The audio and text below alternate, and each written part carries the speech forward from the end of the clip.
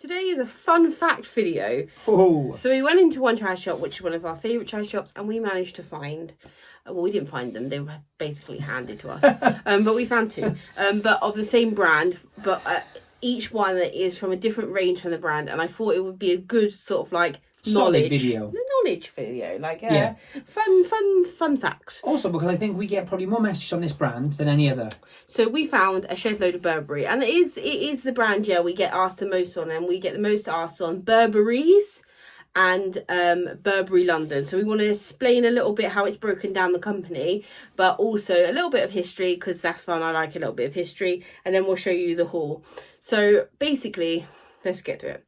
Burberry was founded in 1856, off the top of my head, by a gentleman called, you'll never guess it, Thomas Burberry. And that relates to... I see what he did there. Yeah, that relates to a later collection they did in the early 2000s, late 90s, which was called Thomas Burberry, which is a range of sort of casual sportswear that had a slightly lower price point, that doesn't resell excellently nowadays, but still has a little bit of a following, and it's still good stuff, but that relates to that, so if anyone wants to know. He opened his first store in Basingstoke, Hampshire, which is so random to me. I guess it's not random to him, but it's just fun. And he opened his second... I suppose you think about it, because obviously it was originated in the UK. You don't really think about the actual place or store, do you? No, you're right. And he opened his second store in Haymarket, London, in the early 1900s. However, Burberry, what a lot of people don't know is Burberry was invented or designed to be an outdoors brand. So in the early days of Burberry, Thomas Burberry sponsored a lot of exhibition... What are they called? I'm not exhibitionists. You do this to me all the time. Just stop saying it then. Explorers. Expeditions. Yeah. Shush. Yeah. So he did the first person, he sponsored the first man to reach the South Pole, treks over Antarctica. Like mad stuff. Everest. Yeah, like Everest. And then he did aviation. So he sponsored an aeroplane called the Burberry, which was the fastest aeroplane from London to Cape Town, which was co-piloted by a lady. Just saying. And he did a lot of that stuff until the company was eventually sold to a larger company in 1955. Before that, it was family owned. And then they started manufacturing ready to wear, tailoring, men's, women's and children's, leather goods, etc. from that point. Then in 1997, it was taken over again, and at that point they tried to make it more contemporary, more like an actual fashion house and like a luxury kind of fashion house, correct? Yeah. Did you know that they didn't start selling online until 2006? Like, that's really late, like really late. When you think that like most people had internet and kind of websites as soon as the internet was live, as well as large fashion houses. I think they started selling through like other like brands like Harrods or things like that, but their own independent. Yeah, that's insane. But I guess a lot of their business was what we call concessions, so that's where they sell that product, like you just said, in Harrods or Selfridges or Harvey Nicks. So before 1997, Burberry's was called Burberry's. After 1997, they renamed it to Burberry to make it more contemporary. So they lost the S. They lost the S, yeah. You know, the weird thing is, I don't know if anyone would agree, but I actually understand that. Like, Burberry's is his. Very... It was his. So it was Burberry's. That's what I'm saying, yeah. Like, so it belongs to someone, whereas Burberry is maybe for you. Yeah, it sort of changes the sort of perception of it. Anyway. Head of PR. Anyway, so we get a lot of questions about Burberry. So in 2016, there was a restructuring the company, and they employed a new CEO who came from Celine, and he took over from CEO and creative director at the time. His name's Bailey. Last name's Bailey, for anyone who wants to know. Mr. Bailey. And they restructured the company. So before that point, it was Burberry Porsum. Porsum is Latin for forwards, and it features on the very famous Burberry logo, which is a equestrian knight, and his flag, if anyone's ever noticed, says Porsum in it, even though it's really small and it gets jumbly. Flag. It's like, yeah, Porsum. We'll put some images up. Yeah, and that was trademarked in 1911 or somewhere around there. That's cool. What, the name or the actual logo? The logo. Cool. And then I don't think you can like trademark Latin words. Like no one else can say Carpe Diem. Carpe Diem? Yeah, that one. Same. Anyway, and then they introduced the Novacek in 1920, which was used for the lining of their trench coats.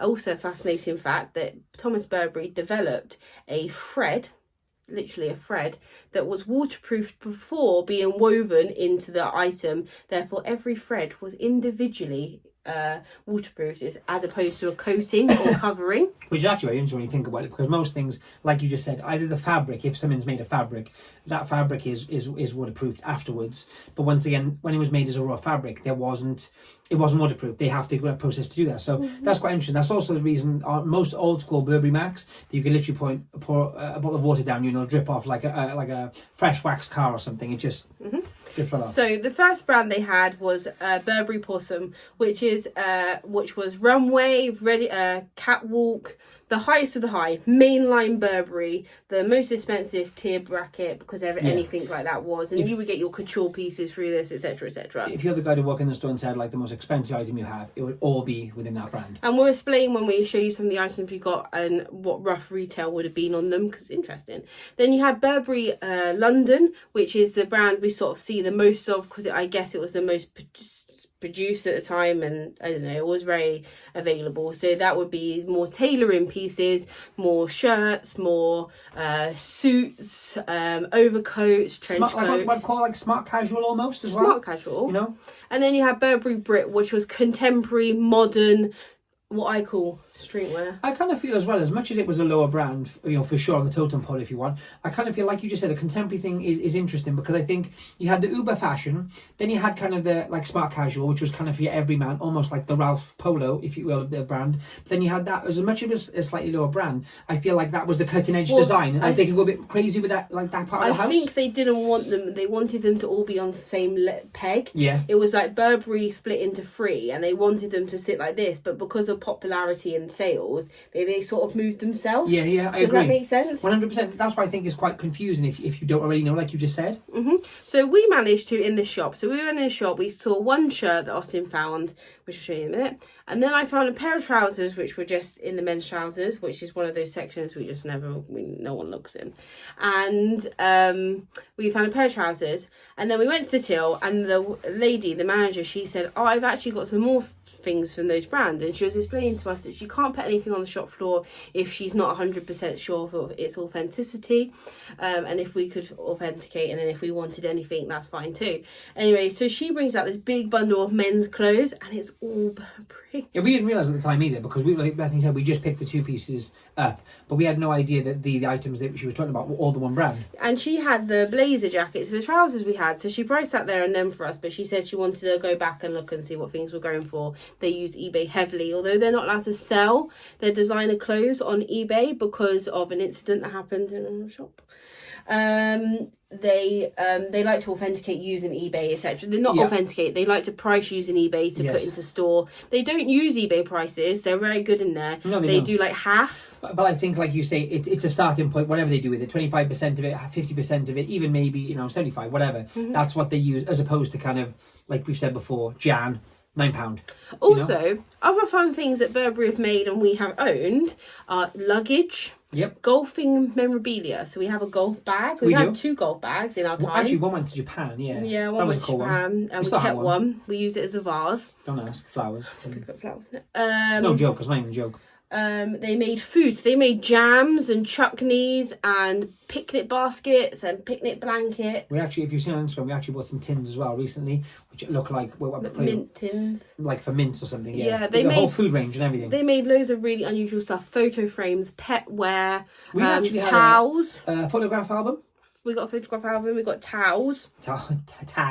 Hand towels. Towels. Anyway, so let's get into Back it. to the clothes. So the first piece that we found, I didn't find it at all. Austin found was Burberry London. So this is your Burberry London label from pre-2016. If I forget to rotate these labels, I'm going to put them up anyway for you to see. So this is probably the most classic and the most asked about label, apart from Burberry's, which I don't have a hand. I don't have a Burberry's at hand. So you all know the Burberry's label, and it's probably the most fake label, I have to say. I think this is the most fake label. It's just that time era, mid-2000s. That was when fake started becoming a big thing. Yep. Size small, which is fine. Now this is that sort of more tailoring brand. So this is sort of like a military chore workwear shirt. Kind of what do you call these? Lapels. Okay, fair Do you enough. call them flowers? I don't think so, but we'll move on. They might be. They're not. I don't know what they're called off the top of my head. Tabard? No. That's like what a dinner I lady don't know wears. why I You're just said mad, aren't you? tonight? Anyway, it's very like military. That's basically what it is. It's a military style shirt, okay? So they had this one up for 13, which we were happy to pay. I've listed it for 100. What you're looking for me personally in reselling Burberry, from this brand specifically, any brand actually under Burberry, but this brand also, is their Novacek stuff at this time was Yeah.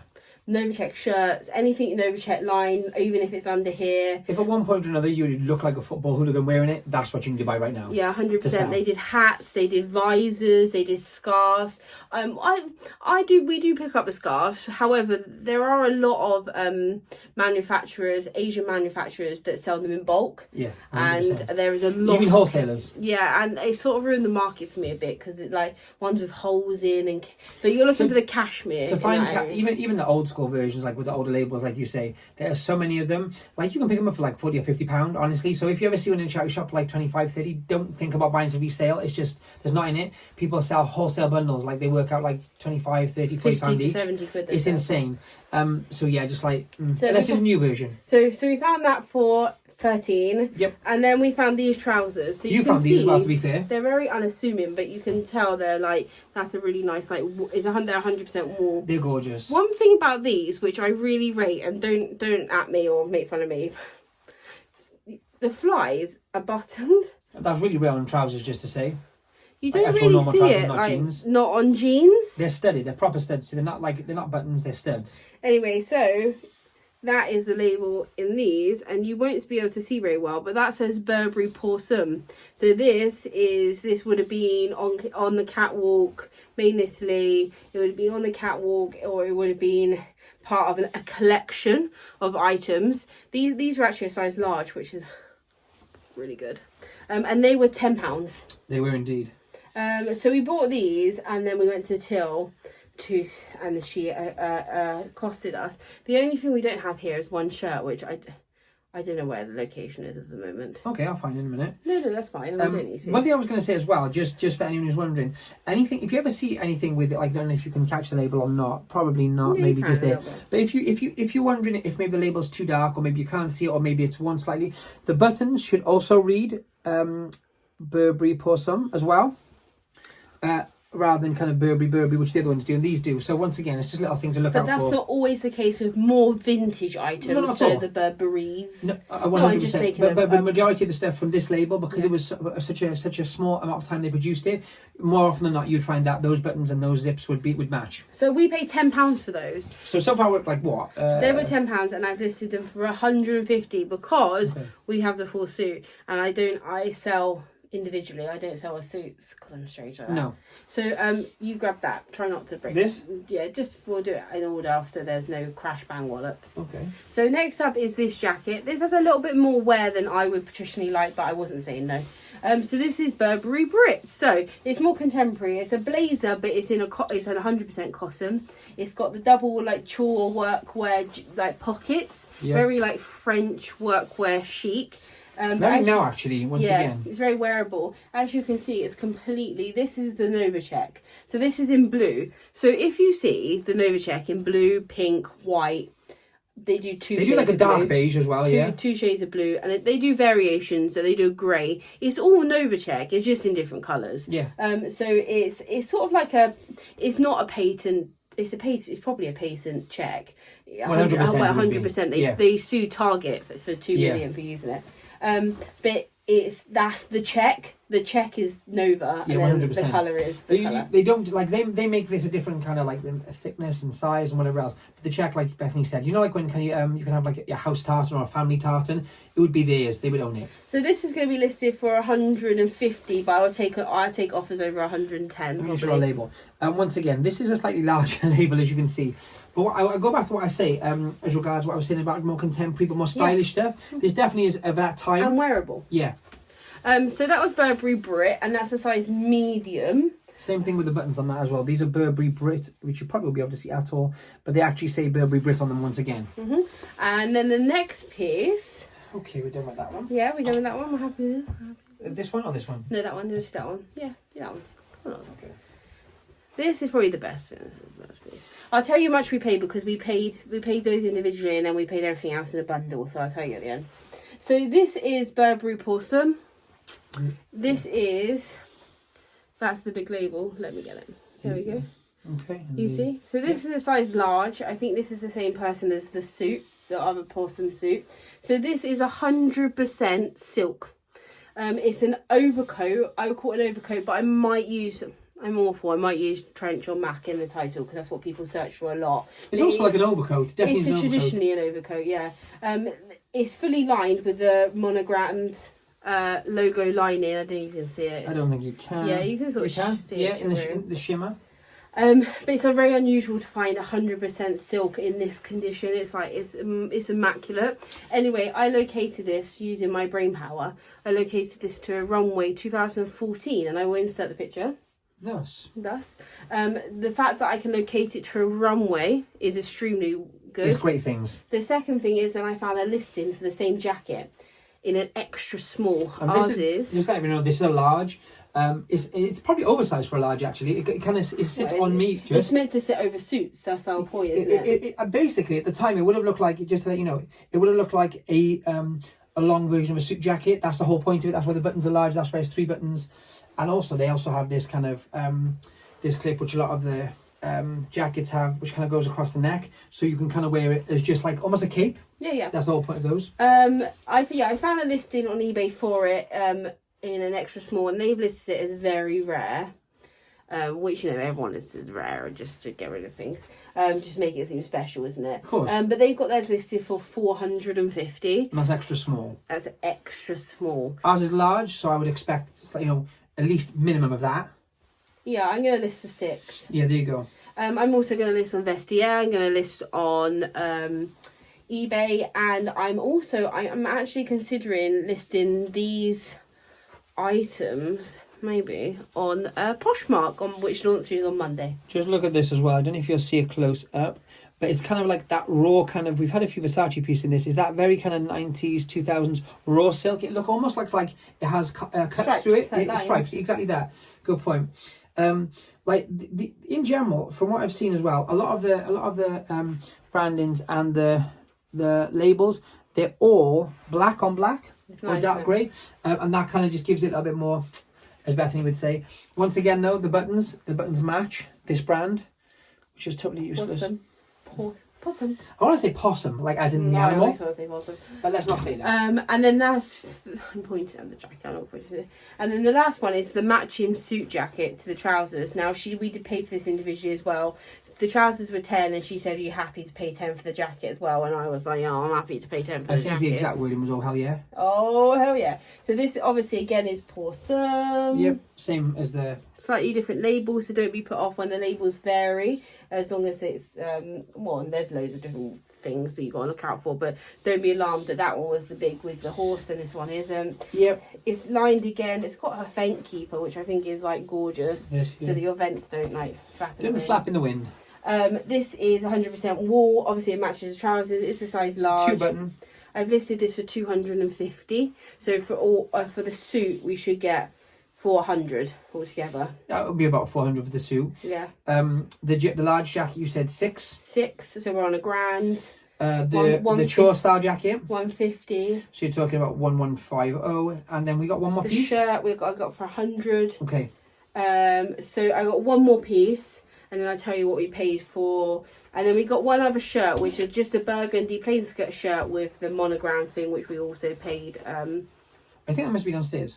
Yeah, I think we're washing that one. No problem. Right. Oh yes, that's exactly where it was. The last one is this one. So we've had Burberry London, Burberry Brit, Burberry Porcelain. Times like 3.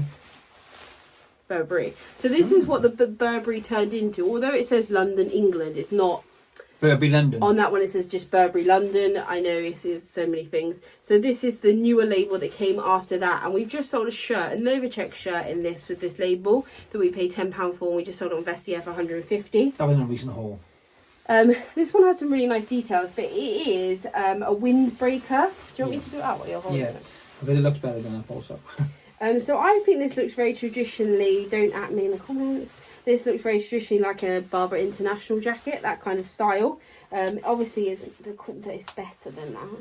I mean, debatable. I mean, it's whatever you prefer, I guess, at the end of the day. But in terms of like quality, I guess it's better. Okay. So this is just in black polymide.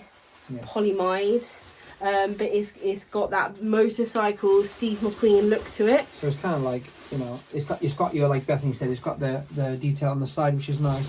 It's basically, like you say, it's very Barbary. It's very practical. Belstaff. Yeah, Belstaff, Windbreaker, gold, very gold hardware, obviously. All what do you call it? Monogrammed or logo. The little drawer nooks. Even details like this. So it's got like a hideaway hood. But the hood itself and the zips and stuff, everything feels so nice. Like it's just expensive. This would have been an expensive coat. But as Bethany said, like all these. I don't know if you can even see, logo. But they're all logo, and it's just a very special jacket. So they make a newer version of this, which retails for about 800. Yep. This is obviously an older version. I've listed it very conservatively at 200 because I'd like it to sell, and I think that's a good price for a Windbreaker. Isn't it? It's light as well. It's really good condition. It's a size large once again, so I think it's the same guy as the Possum. In the same shop we actually found the body warmer. If you watched the previous video, yes, so that's probably his wife. Yeah, I like to think. And once again, like it's vented. It's just a general, like the quality of this jacket is amazing. Although it's a very light jacket, and you wouldn't necessarily say it's the most substantial thing ever. Yeah. Like you said, it would be very expensive retail. It's full line Burberry now, which is the main line. And so it's more contemporary all round. So she had this when we went back to the shop after she priced. She had this up for 35. Yep. She had the silk up for 45. She had the chore jacket up for 35. Quick maths. 35 and 35 is 70. And 45 is 120, I want to say. And then there's 15 on the other shirt. Yep. So that's 135. This may be wrong. Anyway, she said if you want to take it all, £100. Yeah. So we paid £100 for those 4 pieces. So for this, the blazer. No, we bought the blazer. The silk trench overcoat, the chore jacket, and the shirt we haven't shown. And then we paid £10 for the blazer, £10 for the trousers, and £13 for the other shirt. So in total, we spent £133. Wow! Did you see that? Amazing. £133. I think there's a street value. I'm gonna start saying that. Street value. There's a street value. I'm gonna say 600 on the silk. So keep this. Do math. 600 on that. 150 on that. 750. 250 on that. And 950. 150 on the trousers. Hang on, you said 750. 1,000 that would be.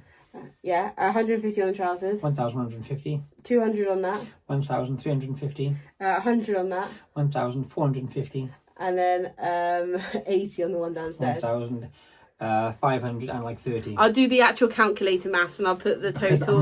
My maths abilities are terrible. I'll put the total on screen. But I don't think that's a bad return for under £150. I would say what it is around about 10x. 10x, and she's a great lady and she does deals for us and it's fantastic. But I thought we would do a haul, give you a little bit of Burberry history. It may help, it may not help. Hopefully it does, because we get a lot of Burberry questions. Do you know what? I would say most of the on the Burberry topic, most of the stuff we get randomly is actually Burberry's, considering there's so much of this stuff out there. All I can think of is this stuff still has massive value. So anytime anyone sees it, they pick it up. Whereas the Burberry's, there's not any value in it. Of course there is.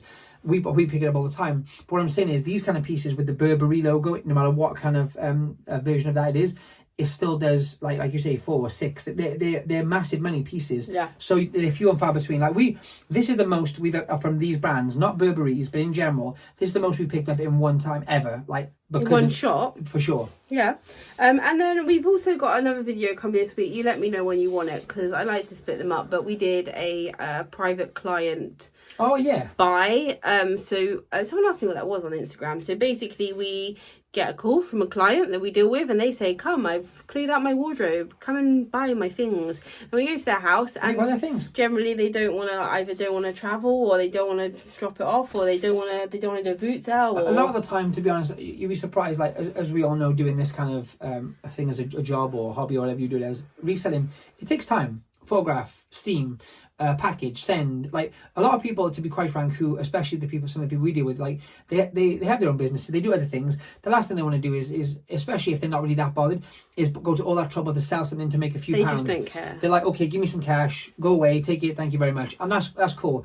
The other thing is, from our point of view, like you said, someone asked the other day, the reason we have some of the people that we deal with in this way is they've actually bought from us previously. So we actually buy and sell. So it works both ways, which once again, I mean, someone said it the other day on one of our comments, but, you know, having relationships with people, not just people who run charity shops, but people in general, you might find, even if they have one piece, they might find they'd be willing to sell it to you for a good price that you can pass on and make some money on. So I just think relationships in general, you'd be surprised where they come from. A lot of people have a lot of things maybe you wouldn't know. 100%. So we'll do that for you as well, but I don't want to like out haul you too much, because I know a lot of people like seeing us out and about, and fingers crossed we're going out tomorrow morning. We are going out tomorrow morning. And do you know what that means, folks? If you're watching this evening, as in, I'm going to tell you, I'm going to break the fourth wall. Right now it's Saturday evening. If you're watching this Saturday evening and you're going out tomorrow, where you going? Yeah, where you going? Give me a hell yeah in the comments. We're going to a boot sale. You heard me? A boot sale. We haven't been to a good boot sale for like months and months and months. So if we don't now, and there's no boot sale video, one or two things have happened. One, it's terrible, and I refuse to give you a video. Or two, I haven't got up. And there's a good chance both can happen. The third option is you get a good video. But Austin's always really keen to go to boot sales, like so keen. And then I'll be like, oh, fine, okay, let's go. I'll set my alarm. I'll wake up like a spring chicken, and Austin will be like, oh, I won't go up now. Like, I am the worst getting up early ever. I'm not. If there's a purpose, like if we're going on holiday, like I'm up, like I'm sat there at 3 o'clock in the morning waiting like this. Where's everyone? I'm also going to put it into manifesting, but we're going away next month. If you say it out loud, and I just did. We're going away, and we're going to show you thrifting somewhere like else. You've never seen it before. Oh, someone said they missed this. So before we go, oh, that's so cute, Austin. Bye.